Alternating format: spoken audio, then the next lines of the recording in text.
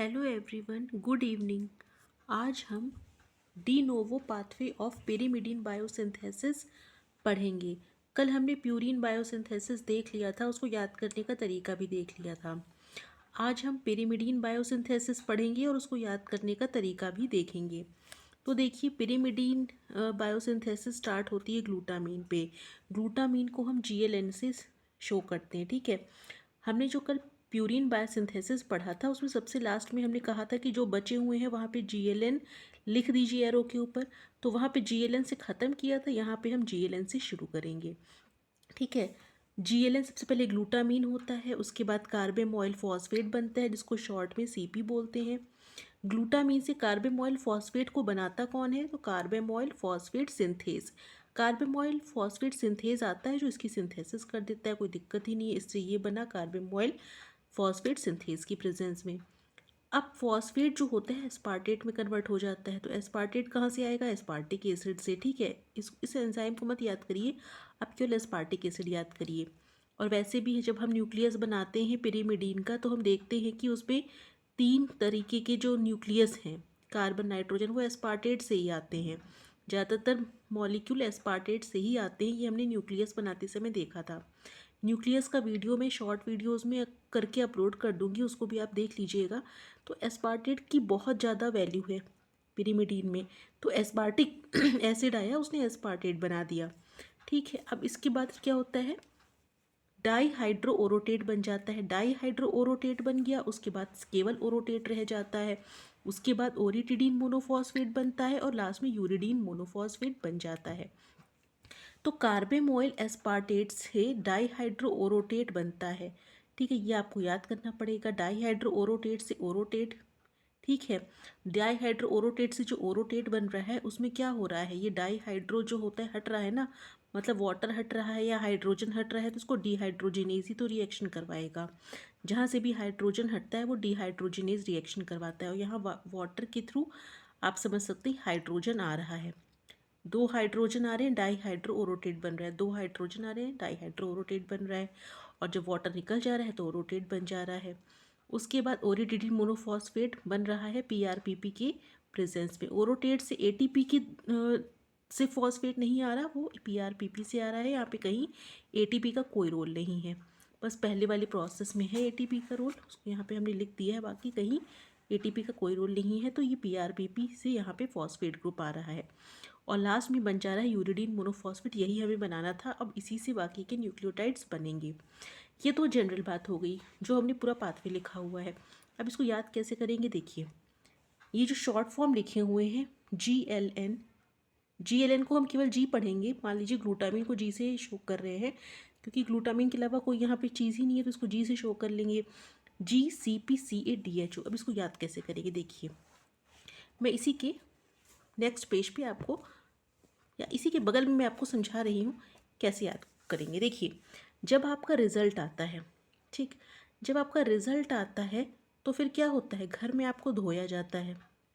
धोया जाना मतलब मार पड़ती है आपको, ठीक है। मार पड़ती तो आप चिल्लाते हैं ओ ओ, ठीक है। और मतलब बचाओ बचाओ चिल्लाते हैं, मम्मी पापा इस तरह से चिल्ला सकते हैं आप, ठीक है।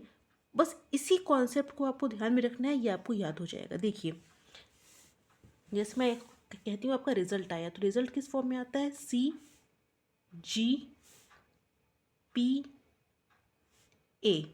CGPA के फॉर्म में रिजल्ट आता है, या C और लगा लिया, ठीक है। CGPA के फॉर्म में आपका रिजल्ट आया। उस रिजल्ट आने के बाद आपको धोया जाता है। देखिए DHO, ठीक। जब आपको धोया जाता है तो आप चिल्लाएंगे ना, ओ ओ ओ करके आप चिल्ला रहे हैं, ठीक है। उसके बाद आप फिर से चिल्ला रहे हैं ओ मम्मी पापा, ठीक है। और मम्मी पापा किसके हैं? आपके, ठीक है। तो यू मम्मी पापा, ये UMP बनाना है हमें, ठीक है। अब देखिए, ग्लूटामीन से बन रहा है कार्बेमोइल फॉस्फेट, कार्बेमोइल फॉस्फेट से बन रहा है कार्बेमोइल एस्पार्टेट।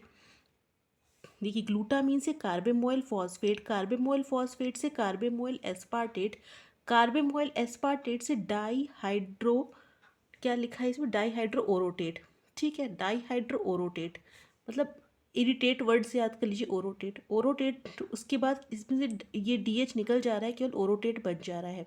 ठीक है, ओरोटेट के बाद ओरोटेट मोनोफॉस्फेट बन जा रहा है, ओरिटिडीन मोनोफॉस्फेट इसको बोलते हैं। अगर आपने ओरोटेट मोनोफॉस्फेट लिख दिया तो भी गलत नहीं होगा। आप ये मत समझिएगा कि हम ये ओरोटेट याद कर रहे हैं, ओरिटिडीन याद कर रहे हैं। आप ओरोटेट मोनोफॉस्फेट लिख दीजिए, कोई दिक्कत नहीं है।